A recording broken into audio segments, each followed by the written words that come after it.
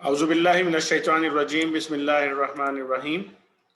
ہم اپنے study circle کا آغاز کر رہے ہیں اور انشاءاللہ یہ آج ہم سورہ جن جو ہے اس کا مطالعہ کریں گے، اور طریقہ کار ہمارا وہی ہوگا کہ ہم تفہیم القرآن سے پہلے اس کا مطالعہ کریں گے انشاءاللہ، یعنی تلاوت ہوگی اور ترجمہ پڑھا جائے گا، شان نزول پڑھی جائے گی، اور اس کے بعد تفہیم القرآن سے جو ہے اس کا ہم انشاءاللہ تشریح اور تفہیم اس کی پڑھیں گے، اور اس کے بعد جو ہمارے پاس ڈسکشن کے لیے جو موضوعات ہوں گے اس میں انشاءاللہ ان پہ بات چیت کریں گے۔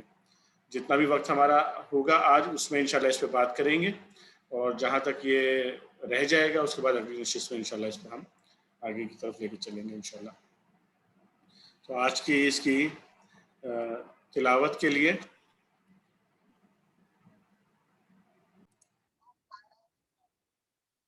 جی طارق سعید بھائی، آپ اس کا سورہ جن جس کا ابھی ہم نے تلاوت کی ہے اس کا ترجمہ آپ پڑھ دیجئے پہلے رکوع کا۔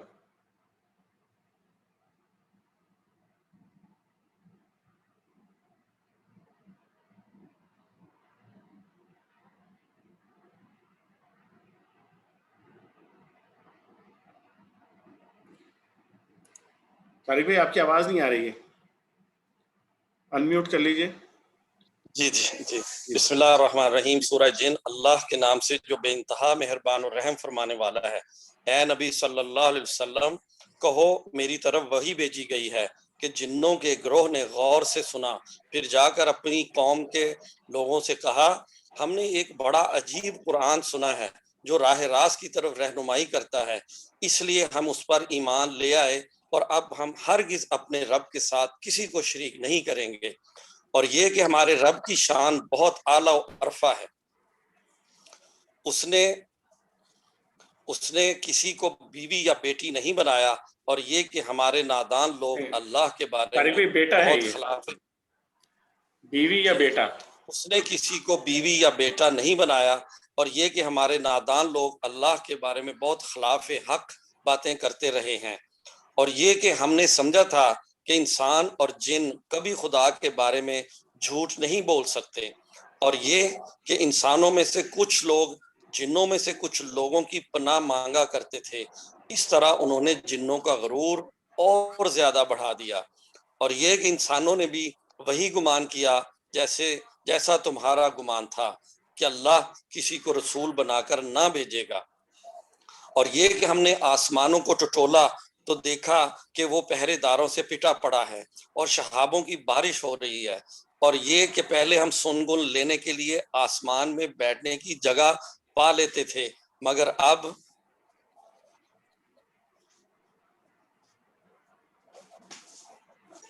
جو چوری چھپے سننے کی کوشش کرتا ہے وہ اپنے لیے گھات میں ایک شہاب ثاقب لگا ہوا پاتا ہے، اور یہ کہ ہماری سمجھ میں نہ آتا تھا کہ آیا زمین والوں کے ساتھ کوئی برا معاملہ کرنے کا ارادہ کیا گیا ہے یا ان کا رب انہیں راہ راست دکھانا چاہتا ہے، اور یہ کہ ہم میں سے کچھ لوگ صالح ہیں اور کچھ اس سے فروتر، ہم مختلف طریقوں میں بٹے ہوئے ہیں، اور یہ کہ ہم سمجھتے تھے کہ نہ زمین میں ہم اللہ کو عاجز کر سکتے ہیں اور نہ بھاگ کر اسے ہرا سکتے ہیں، اور یہ کہ ہم نے جب ہدایت کی تعلیم سنی تو ہم اس پر ایمان لے آئے۔ اب جو کوئی بھی اپنے رب پر ایمان لے آئے گا اسے کسی حق تلفی یا ظلم کا خوف نہ ہوگا، اور یہ کہ ہم میں سے کچھ مسلم اللہ کے اطاعت گزار ہیں اور کچھ حق سے منحرف، تو جنہوں نے اسلام اطاعت کا راستہ اختیار کر لیا انہوں نے نجات کی راہ ڈھونڈ لی، اور جو حق سے منحرف ہیں وہ جہنم کا ایندھن بننے والے ہیں۔ اور اے نبی صلی اللہ علیہ وسلم کہو مجھ پر یہ وحی بھی کی گئی ہے کہ لوگ اگر راہ راست پر ثابت قدمی سے چلتے تو ہم انہیں خوب سیراب کرتے تاکہ اس نعمت سے ان کی آزمائش کریں، اور جو اپنے رب کے ذکر سے منہ موڑے گا اس کا رب اسے سخت عذاب میں مبتلا کر دے گا، اور یہ کہ مسجدیں اللہ کے لیے ہیں لہٰذا ان میں اللہ کے ساتھ کسی اور کو نہ پکارو، اور یہ کہ جب اللہ کا بندہ اس کو پکارنے کے لیے کھڑا ہوا تو لوگ اس پر ٹوٹ پڑنے کے لیے تیار ہو گئے۔ جزاک اللہ خیر طارق بھائی، جزاک اللہ خیر۔ ہم نے ایک رکوع کا یہ الحمدللہ تلاوت اور ترجمہ پڑھا ہے، اب تفسیر کی طرف چلتے ہیں، اور پہلے انشاءاللہ جو ہے ہم اس کی شان نزول وغیرہ پڑھیں گے انشاءاللہ، اور اس کے بعد پھر جو تفہیم قرآن کی طرف جا کے وہاں سے جو حواشی ہم پڑھتے ہیں جس طرح سے وہ انشاءاللہ پڑھے جائیں گے، اور پھر انشاءاللہ اس پہ ہم اپنے جو بھی نکات ہیں ڈسکس کرنے کے وہ لیں گے انشاءاللہ۔ تو اس کا مطالعہ کرنے کے لیے یہاں سے میں ساجد بھائی سے درخواست کروں گا، سید ساجد حسین بھائی سے۔ السلام علیکم حامد بھائی، میں بس 5 منٹ میں پہنچتا ہوں، میں ذرا ڈرائیونگ کر رہا تھا۔ جی ٹھیک ہے۔ عرفان انجم بھائی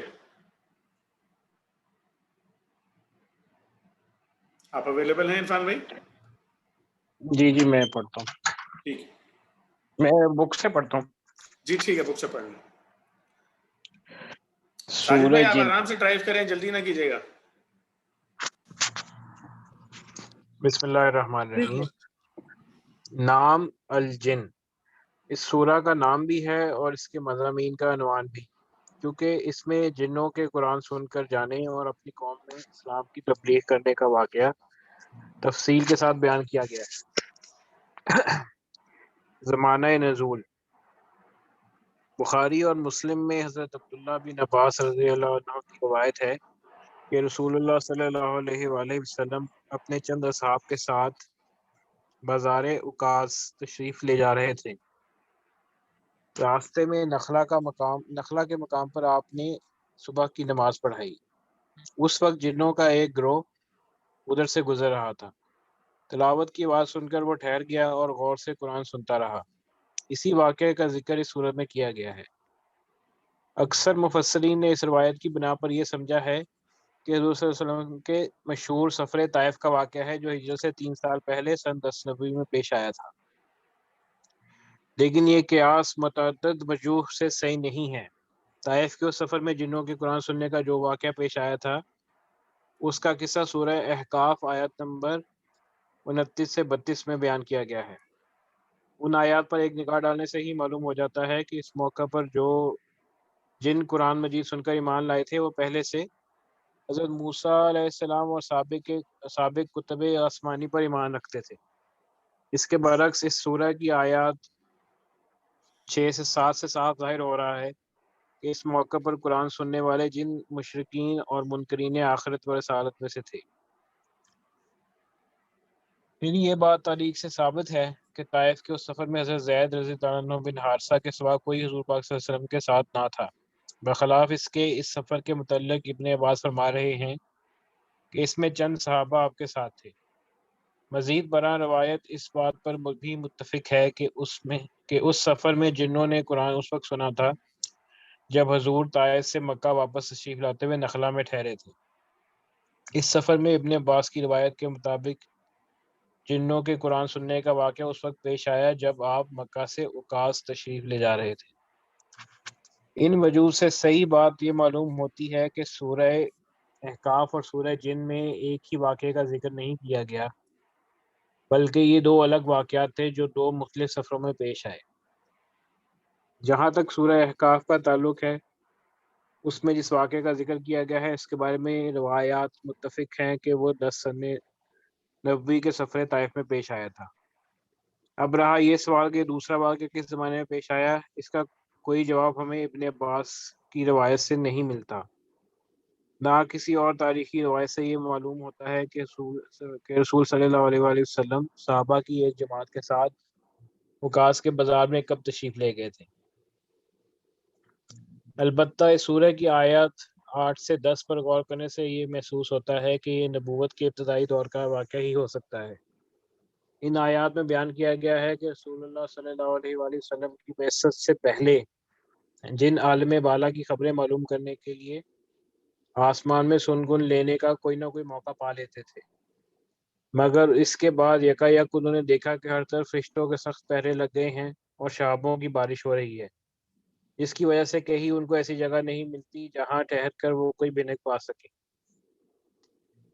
اس سے ان کو یہ معلوم کرنے کی فکر لاحق ہوئی کہ زمین میں ایسا کیا واقعہ پیش آیا ہے یا آنے والا ہے جس کے لیے یہ سخت انتظامات کیے گئے ہیں۔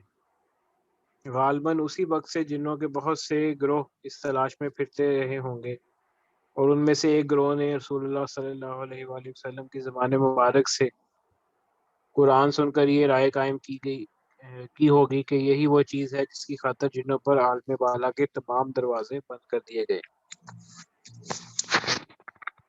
جن کی حقیقت۔ اس سورہ کے مطالعہ شروع کرنے سے پہلے یہ جان لینا ضروری ہے کہ جنوں کی حقیقت کیا ہے، تاکہ ذہن کسی الجھن کا شکار نہ ہو۔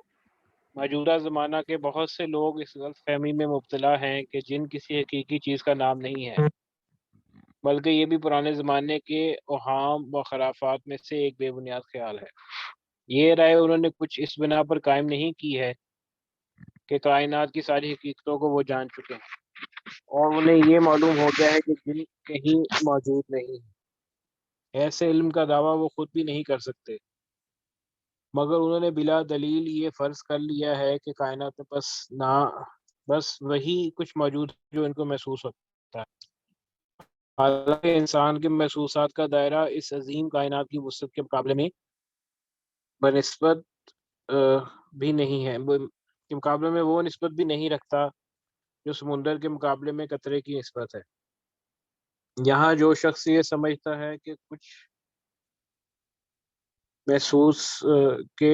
جو کچھ محسوس نہیں ہے وہ موجود نہیں ہے، اور جو موجود ہے اسے لازم محسوس ہونا چاہیے، وہ دراصل خود اپنے ذہن کی تنگی کا ثبوت دیتا ہے۔ یہ طرز فکر اختیار کر لیا جائے تو ایک جن ہی کیا انسان کسی ایسی حقیقت کو بھی نہیں مان سکتا جو براہ راست اس کے تجربے اور مشاہدے میں نہ آتی ہو، اور اس کے لیے خدا تک کا وجود قابل تسلیم نہیں ہے، کچھ جا کے وہ کسی اور غیر محسوس حقیقت کو تسلیم کرے۔ مسلمانوں میں سے جو لوگ اس طرز فکر سے متاثر ہیں مگر قرآن کا انکار بھی نہیں کر سکتے، انہوں نے جن اور ابلیس اور شیطان کے متعلق قرآن کے صاف صاف بیانات کو طرح طرح کی تعویلات کا تختہ مشق بنا لیا ہے۔ وہ کہتے ہیں کہ اس سے مراد کوئی ایسی پوشیدہ مخلوق نہیں جو اپنا ایک مستقل وجود رکھتی ہو، بلکہ کہیں تو اس سے مراد انسان کی اپنی یہ بہیمی ہے۔ حامد بھائی جی یہ بہیمی قوتیں ہیں، بہیمیت کہتے بہیمی ہیں جی جی جو سختی ہوتی ہے نا، یعنی جو آپ کہہ سکتے ہیں کہ چھپی ہوئی جو درندہ صفت قوتیں ہوتی ہیں انسان کی، ان کو بہیمیت کہتے ہیں۔ ٹھیک ہے، شکریہ۔ بہیمت الانام اسی سے نکلا ہے، یہی جی لفظ ہے جی بہیمت الانام جو لفظ ہے؟ جی جی بالکل وہی ہے جی بالکل۔ اور یہ بہیمیت جس طرح سے کہتے ہیں نا کہ وہ درندوں کا جب تذکرہ کرتے ہیں کہ جنہوں نے بہیمیت دکھائی، تو جو ان کے اندر کی سختی ہوتی ہے اور جو درندگی اندر کی جو ہوتی ہے نکل آتی ہے، تو اس کو پھر بہیمیت کہا جاتا ہے۔ صحیح، جزاک اللہ۔ کنٹینیو کیجیے۔ جنہیں شیطان کہا گیا ہے، اور کہیں اس سے مراد وحشی اور جنگلی اور پہاڑی قومیں ہیں، اور کہیں اس سے مراد وہ لوگ ہیں جو چھپ چھپ کر قرآن سنا کرتے تھے۔ لیکن قرآن مجید کے ارشادات اس معاملے میں اس قدر صاف اور صریح ہیں کہ ان تعویلات کے لیے ان کے اندر کوئی ادنا سی گنجائش بھی نہیں ہے۔ قرآن میں ایک جگہ نہیں بکثرت مقامات پر جن اور انسان کا ذکر اس حیثیت سے کیا گیا ہے کہ یہ دو الگ قسم کی مخلوقات ہیں۔ مثال کے طور پر ملاحظہ ہو سورہ اعراف آیت 38، ہود حامیم سجدہ آیت 119، 25، 29، الاحقاف 18، الذریات، الناس اور سورہ رحمان تو پوری کی پوری اس پر صریح شہادت دیتی ہے کہ جنوں کو انسانوں کی کوئی قسم سمجھنے کی کوئی گنجائش ہی نہیں چھوڑتی۔ سورہ اعراف آیت 12، سورہ حجر آیت 26، 27 اور سورہ رحمان آیت 14، 15 میں صاف صاف بتایا گیا ہے کہ انسان کا مادہ تخلیق مٹی ہے اور جنوں کا مادہ تخلیق آگ ہے۔ سورہ حجر آیت 27 میں صراحت کی گئی ہے کہ جن انسان سے پہلے پیدا کیے گئے تھے۔ اسی بات پر قصہ آدم و ابلیس شہادت دیتا ہے کہ جو قرآن میں 7 مقامات پر بیان ہوا ہے، اور ہر جگہ اس سے یہ ثابت ہوتا ہے کہ انسان کی تخلیق کے وقت ابلیس موجود تھا۔ نیز سورہ کہف آیت 50 میں بتایا گیا ہے کہ ابلیس جنوں میں سے ہے۔ سورہ اعراف آیت 27 میں بالفاظ صریح یہ کہا گیا ہے کہ جن انسانوں کو دیکھتے ہیں مگر انسان ان کو نہیں دیکھتے۔ سورہ حجر آیت 16-18، یہ سورہ عرفان صافات بھائی سورہ آیت نا یہ ہجر ہے، ہے کے نیچے زیر ہے اصل میں یہ. سورہ ہجر جی سورہ ہجر سورہ صافات آیت 6-10، سورہ ملک آیت 5 میں بتایا گیا ہے کہ جن اگرچہ عالم بالا کی طرف پرواز کر سکتے ہیں مگر ایک حد سے آگے نہیں جا سکتے. اس سے اوپر جانے کی کوشش کریں اور ملائے اعلیٰ کی باتیں سننا چاہیں تو انہیں روک دیا جاتا. چوری چھپے سن گن لیں تو شہاب ثاقب ان کو مار بھگاتے ہیں.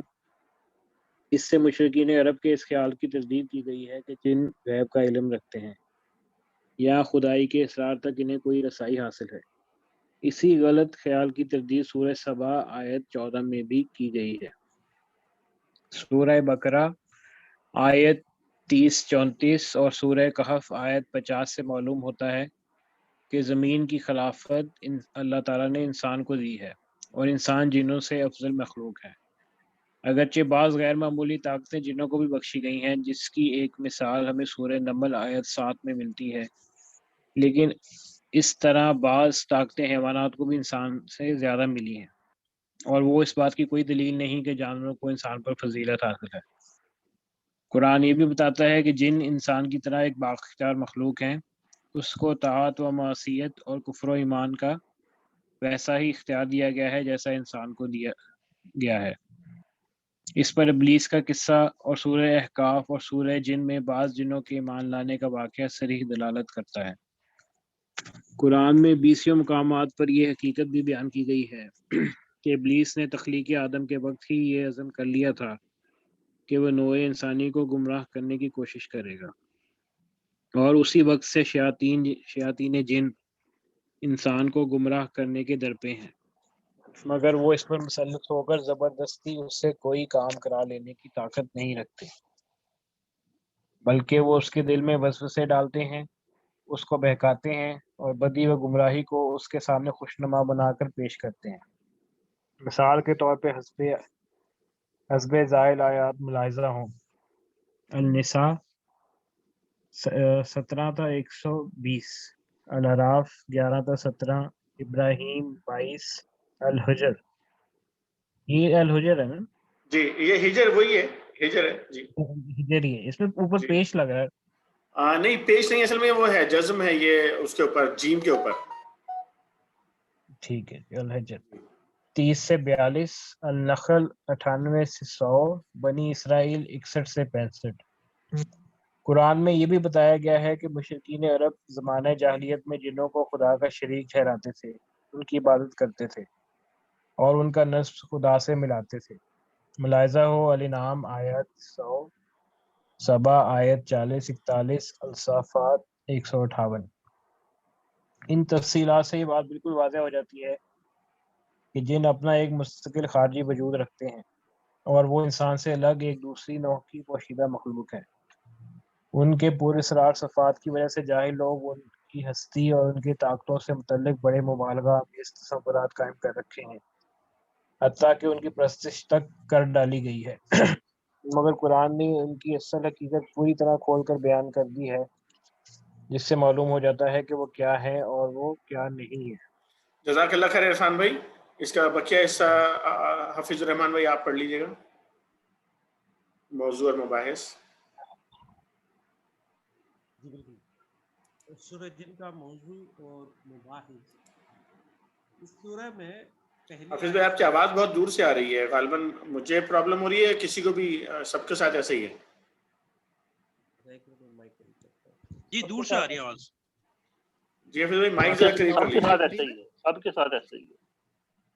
آواز قریب ہے ابھی؟ نہیں ابھی بھی ٹھیک نہیں ہے. ایک آپ کا غالباً مائک کا کچھ ہے مسئلہ آپ کے ساتھ. ابھی میری آواز کیسی ہے؟ بہتر ہے کچھ پہلے سے. موضوع اور مباحث، اس سورہ میں پہلی آیت سے لے کر آیت 15 اس سورہ جی میں پہلی آیت سے لے کر آیت 15 تک یہ بتایا گیا ہے کہ جنوں کے ایک گروہ نے قرآن مجید سن کر اس کا کیا اثر لیا اور پھر واپس جا کر اپنی قوم کے دوسرے جنوں سے کیا کیا باتیں کی۔ اس سلسلے میں اللہ تعالیٰ نے ان کی ساری گفتگو نقل نہیں کی ہے، بلکہ صرف وہ خاص باتیں نقل فرمائی ہیں جو قابل ذکر تھی۔ اس لیے طرز بیان ایک مسلسل گفتگو کا سا نہیں ہے، بلکہ ان کے مختلف فکروں کو اس طرح نقل کیا گیا ہے کہ انہوں نے یہ کہا اور یہ کہا۔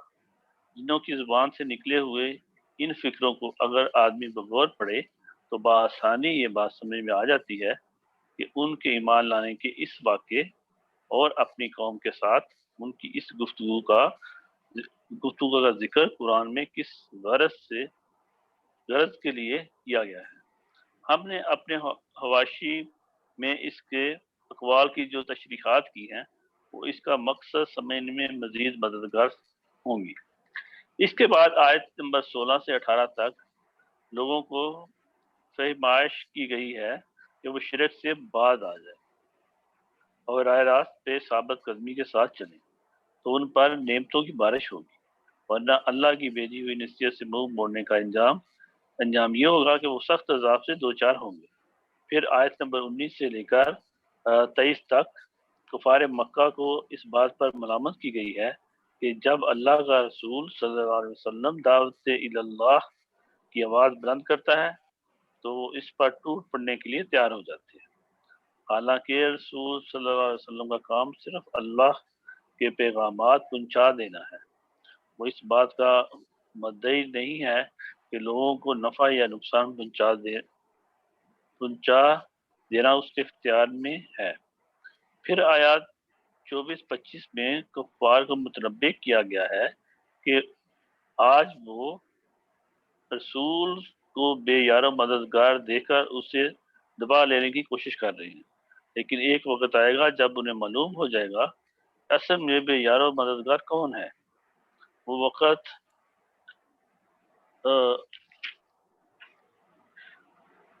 وقت دور ہے یا قریب، رسول صلی اللہ علیہ وسلم کو اس کا علم نہیں ہے، مگر بہرحال اسے آنا ضرور ہے۔ آخر میں لوگوں کو بتایا گیا ہے کہ عالم الغیب صرف اللہ تعالیٰ ہے، رسول کو صرف وہ علم حاصل ہوتا ہے جو اللہ تعالیٰ اسے دینا چاہتا ہے۔ یہ علم ان امور سے متعلق ہوتا ہے جو فائدہ رسالت کی انجام دہی کے لیے ضروری ہوتے ہیں، اور یہ علم ایسے محفوظ طریقے سے دیا جاتا ہے جس سے کسی بیرونی مداخلت کا امکان نہیں ہوتا۔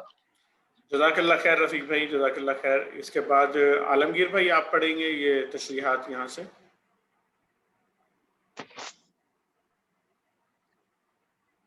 جی، اعوذ باللہ من الشیطان الرجیم، بسم اللہ الرحمن الرحیم۔ اے نبی صلی اللہ علیہ وآلہ وسلم، کہو میری طرف وحی بھیجی گئی ہے کہ جنوں کے ایک گروہ نے غور سے سنا، پھر جا کر اپنی قوم کے لوگوں سے کہا۔ جی، غور سے سنا، نمبر 1 حاشیہ نمبر 1 ہے۔ اس سے معلوم ہوتا ہے کہ جن اس وقت رسول صلی اللہ علیہ وآلہ وسلم کو نظر نہیں آ رہے تھے اور آپ کو یہ معلوم نہ تھا کہ وہ قرآن سن رہے ہیں، بلکہ بعد میں وحی کے ذریعے سے اللہ تعالیٰ نے آپ کو اس واقعے کی خبر دی۔ حضرت عبداللہ بن عباس بھی اس قصے کو بیان کرتے ہوئے صراحت فرماتے ہیں کہ رسول اللہ صلی اللہ علیہ وسلم نے جنوں کے سامنے قرآن نہیں پڑھا تھا، نہ آپ نے ان کو دیکھا تھا۔ مسلم، ترمذی، مسند احمد، ابن جریر۔ ہم نے ایک بڑا ہی عجیب قرآن سنا ہے۔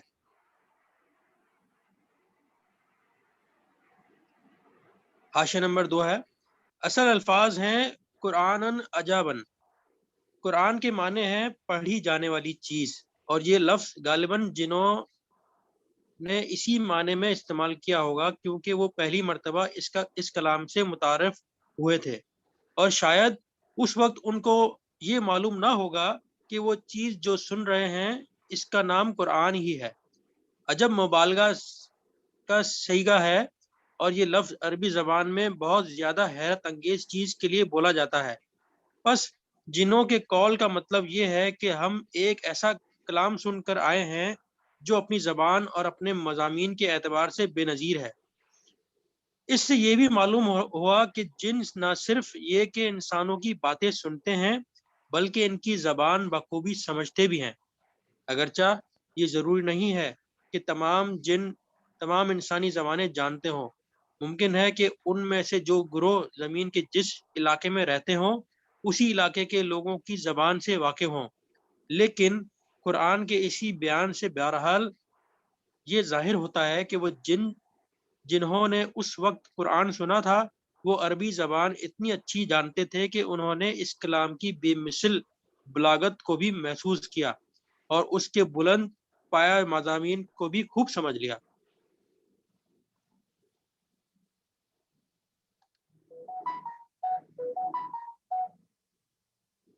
جو راہ راست کی طرف رہنمائی کرتا ہے، اس لیے ہم اس پر ایمان لے آئے ہیں، اور اب ہم ہرگز اپنے رب کے ساتھ کسی کو شریک نہیں کریں گے۔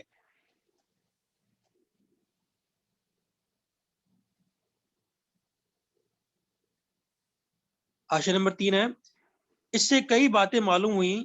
ایک یہ کہ جن اللہ تعالیٰ کے وجود اور اس کے رب ہونے کے منکر نہیں ہوئے۔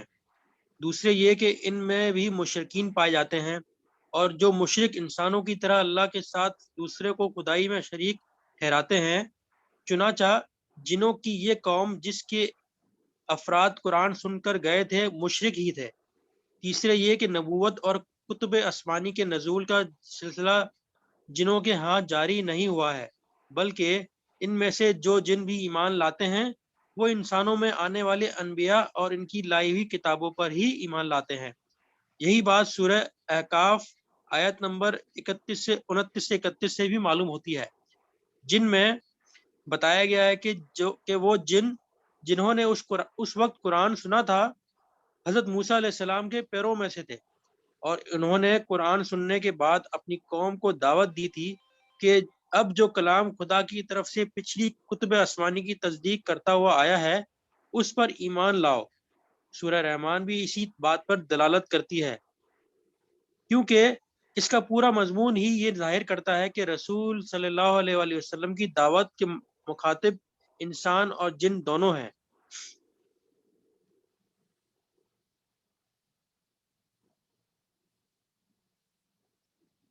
اور یہ کہ ہمارے رب کی شان بہت اعلیٰ اور عرفہ ہے، اس نے کسی کو بیوی یا بیٹا نہیں بنایا ہے۔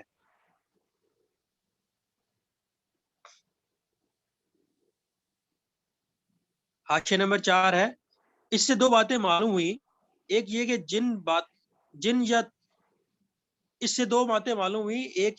جن یا تو عیسائی جنوں میں سے تھے یا ان کا کوئی اور مذہب تھا جس میں اللہ تعالیٰ کو بیوی بچوں والا سمجھا جاتا تھا۔ دوسرے یہ کہ اس وقت رسول صلی اللہ علیہ وآلہ وسلم نماز میں قرآن پاک کا کوئی ایسا حصہ پڑھ رہے تھے جسے سن کر ان کو اپنے عقیدے کی غلطی معلوم ہو گئی، اور انہوں نے یہ جان لیا کہ اللہ تعالیٰ کی بلند و برتر ذات کی طرف بیوی بچوں کو منسوب کرنا سخت جہالت اور گستاخی ہے۔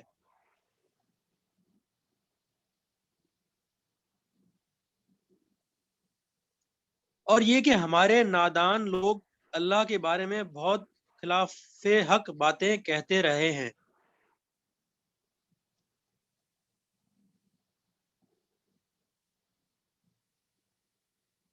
حاشیہ نمبر 5 ہے، اصل میں لفظ سفیہنا استعمال کیا گیا ہے جو ایک فرد کے لیے بھی بولا جا سکتا ہے، اور ایک گروہ کے لیے بھی۔ اگر اسے ایک نادان فرد کے معنی میں لیا جائے تو مراد ابلیس ہوگا، اور اگر ایک گروہ کے معنی میں لیا جائے تو مطلب یہ ہوگا کہ جنوں میں بہت سے احمق اور بے عقل لوگ ایسی باتیں کہتے تھے۔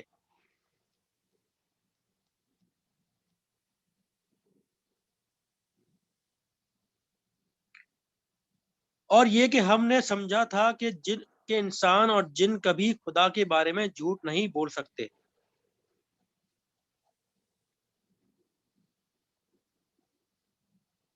حاشیہ نمبر 6 ہے، یعنی ان کی غلط باتوں سے ہمارے گمراہ ہونے کی وجہ یہ تھی کہ ہم کبھی یہ سوچ ہی نہیں سکتے تھے کہ انسان یا جن اللہ کے بارے میں جھوٹ گھڑنے کی جرت بھی کر سکتے ہیں، لیکن اب یہ قرآن سن کر ہمیں معلوم ہو گیا کہ فی الواقعہ وہ جھوٹے تھے۔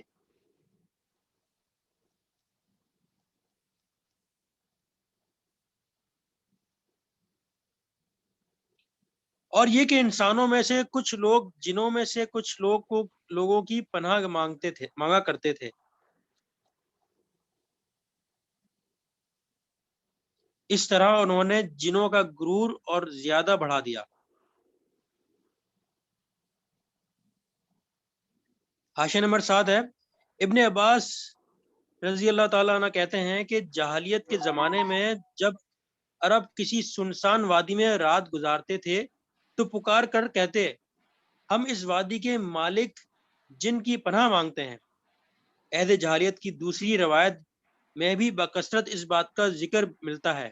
مثلا اگر کسی جگہ پانی اور چارہ ختم ہو جاتا تو خانہ بدوش بدو اپنا ایک آدمی کوئی دوسری جگہ تلاش کرنے کے لیے بھیجتے جہاں پانی اور چارہ مل سکتا ہو. پھر اس کی نشاندہی پر جب یہ لوگ نئی جگہ پہنچتے تو وہاں اترنے سے پہلے پکار کر کہتے کہ ہم اس وادی کے رب کی پناہ مانگتے ہیں تاکہ یہاں ہم ہر آفت سے محفوظ رہیں. ان لوگوں کا عقیدہ یہ تھا کہ ہر غیر آباد جگہ کسی نہ کسی جن کے قبضے میں ہے اور اس کی پناہ مانگے بغیر وہاں کوئی ٹھہر جائے تو وہ جن یا تو خود ستاتا ہے یا دوسرے جنوں کو ستانے دیتا ہے. اسی بات کی طرف یہ ایمان لانے والے جن اشارہ کر رہے ہیں.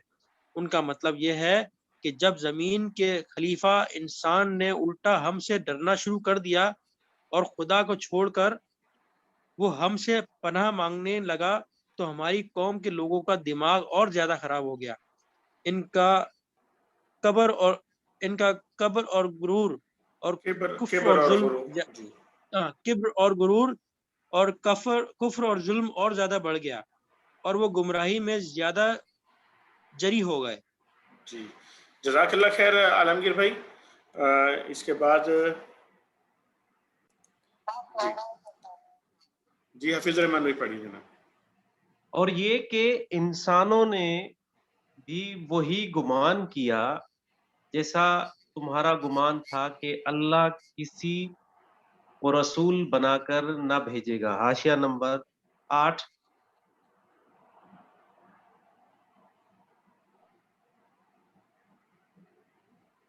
اصل الفاظ ہیں لَن یبعث اللہ احدا. اس فکرے کے دو معنی ہو سکتے ہیں. ایک وہ جو ہم نے ترجمے میں اختیار کیا ہے، دوسرے یہ کہ اللہ کسی کو مرنے کے بعد دوبارہ نہ اٹھائے گا. کیونکہ الفاظ جامع ہیں اس لیے ان کا یہ مطلب لیا جا سکتا ہے کہ انسانوں کی طرح جنوں میں بھی رسالت اور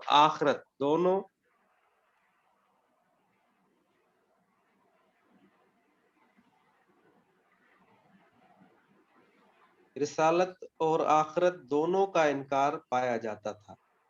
لیکن آگے کے مضمون کی مناسبت سے پہلے مفہوم ہی زیادہ قابل ترجیح ہے، کیونکہ اس میں یہ ایمان لانے والے جن اپنی قوم کے لوگوں کو بتاتے ہیں کہ تمہارا یہ خیال غلط نکلا کہ اللہ کسی رسول کو مبعوث کرنے والا نہیں ہے.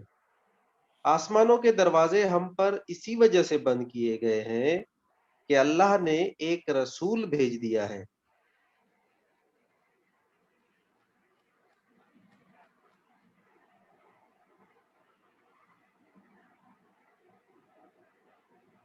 اور یہ کہ ہم نے آسمان کو ٹٹولا تو دیکھا کہ وہ پہرے داروں سے پٹا پڑا ہے اور شہابوں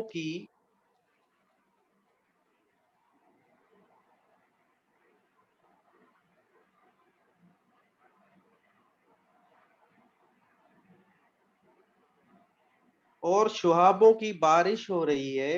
اور یہ کہ پہلے ہم سن گن لینے کے لیے آسمان میں بیٹھنے کی جگہ پا لیتے تھے، مگر اب جو چوری چھپے سننے کی کوشش کرتا ہے وہ اپنے لیے ہاتھ میں ایک شہاب ثاقب لگا ہوا پاتا ہے.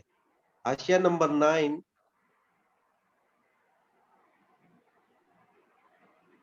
یہ ہے وہ وجہ جس کی بنا پر یہ جن اس تلاش میں نکلے تھے کہ آخر زمین پر ایسا کیا معاملہ پیش آیا ہے یا آنے والا ہے، جس کی خبروں کو محفوظ رکھنے کے لیے اس قدر سخت انتظامات کیے گئے ہیں کہ ہم اب عالم بالا میں سن گن لینے کا کوئی موقع نہیں پاتے اور جدھر بھی جاتے ہیں مار بھگائے جاتے ہیں۔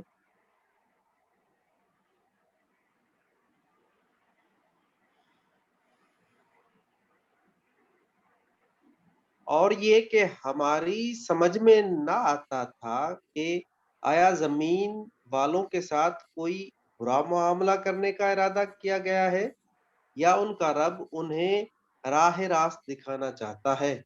حاشیہ نمبر 10۔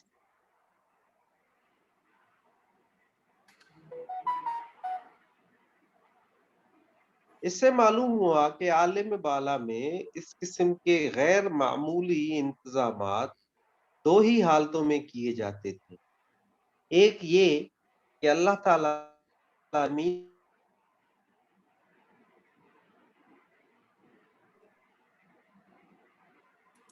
پہلے زمین پر کوئی عذاب نازل کرنے کا فیصلہ کیا ہو اور منشاء الہی یہ ہو کہ اس کے نزول سے پہلے جن اس کی بھنک پا کر اپنے دوست انسانوں کو خبردار نہ کر دیں۔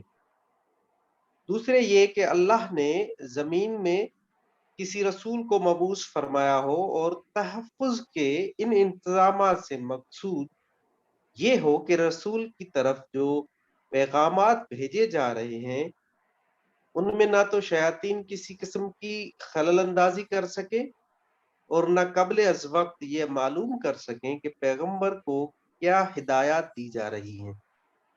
بس جنوں کے اس قول کا مطلب یہ ہے کہ جب ہم نے آسمان میں یہ چوکی پہرے دیکھے اور شہابوں کی اس بارش کا مشاہدہ کیا تو ہمیں یہ معلوم کرنے کی فکر لاحق ہوئی کہ ان دونوں صورتوں میں سے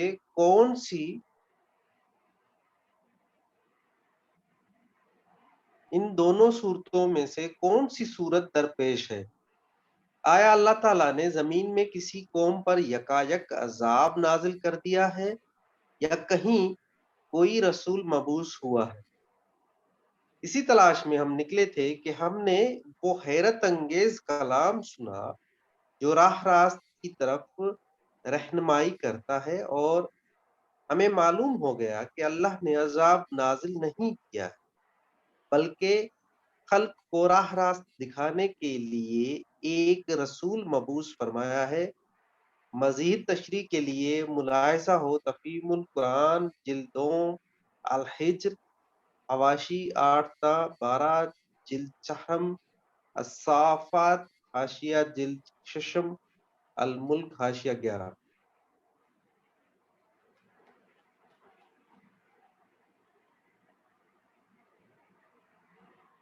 اور یہ کہ ہم میں سے کچھ لوگ صالح ہیں اور کچھ اس سے فروتر ہیں۔ ہم مختلف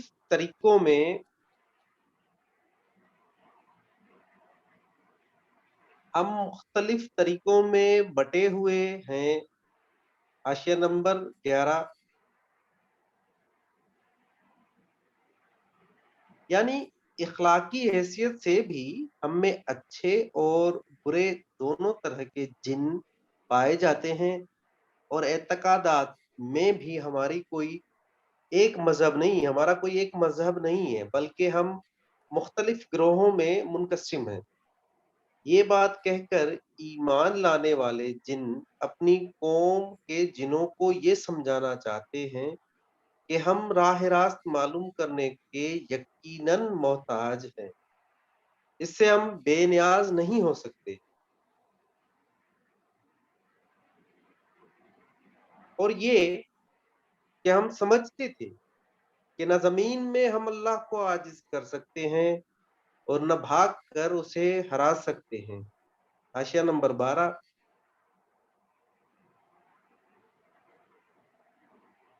حق تلفی سے مراد یہ ہے نہیں 12 مطلب یہ ہے کہ حاشیہ نمبر 12 مطلب یہ ہے کہ ہمارے اسی خیال نے ہمیں نجات کی راہ دکھا دی۔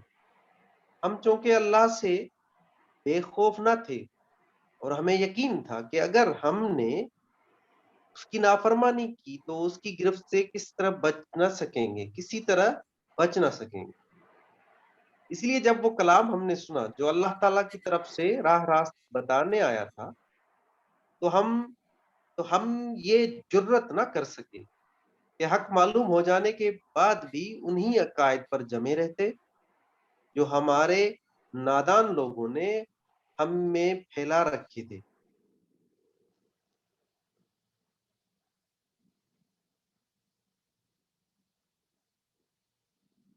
اور یہ کہ ہم نے جب ہدایت کی تعلیم سنی تو ہم اس پر ایمان لے آئے۔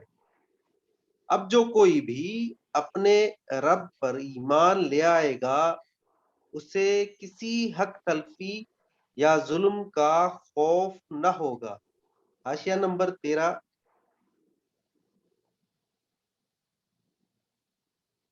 حق تلفی سے مراد یہ ہے کہ اپنی نیکی پر وہ جتنے اجر کا مستحق ہو اس سے کم دیا جائے، اور ظلم یہ ہے کہ اسے نیکی کا کوئی اجر نہ دیا جائے، اور جو قصور اس سے سرزد ہوں ان کی زیادہ سزا دے ڈالی جائے یا بلا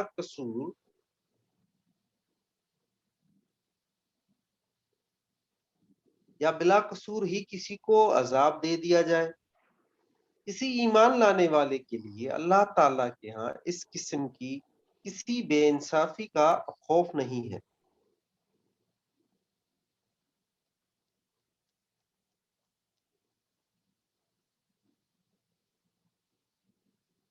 تو جنہوں نے اسلام اطاعت کا راستہ اختیار کر لیا، ہاں، اور یہ کہ ہم میں سے کچھ مسلم اللہ کے اطاعت گزار ہیں اور کچھ حق سے منحرف۔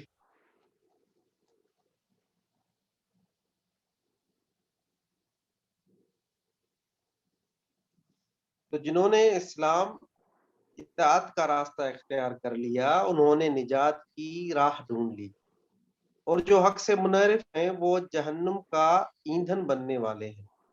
حاشیہ نمبر 14۔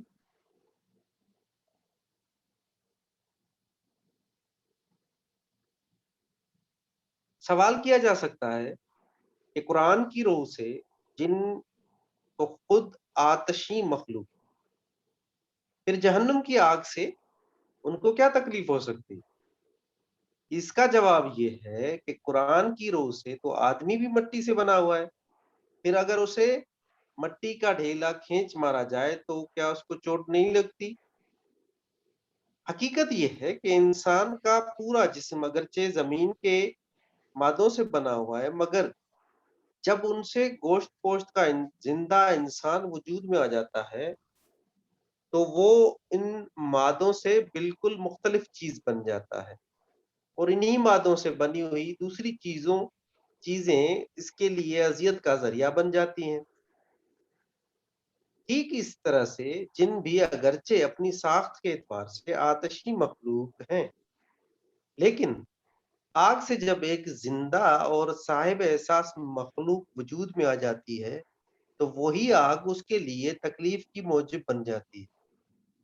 مزید تشریح کے لیے ملاحظہ ہو تفہیم القرآن جلد 5 الرحمن حاشیہ 15۔ جزاک اللہ خیر حفیظ الرحمان بھائی، آج کا مطالعہ یہیں پہ انشاءاللہ ہم اس کو روکیں گے، اور اس سے آگے انشاءاللہ جو ہماری اگلی نشست ہوگی اس میں جو آج ہم نے پڑھا ہے اس پر اگر کوئی جو ہے ڈسکشن کی کوئی بات ہوگی یا فردر کوئی کوشچنز ہوں گے انشاءاللہ اس پر بھی ہم بات کریں گے اور آگے کا مطالعہ بھی لے کر چلیں گے۔ تو آج کی نشست کو یہیں پر ہم اسٹاپ کرتے ہیں۔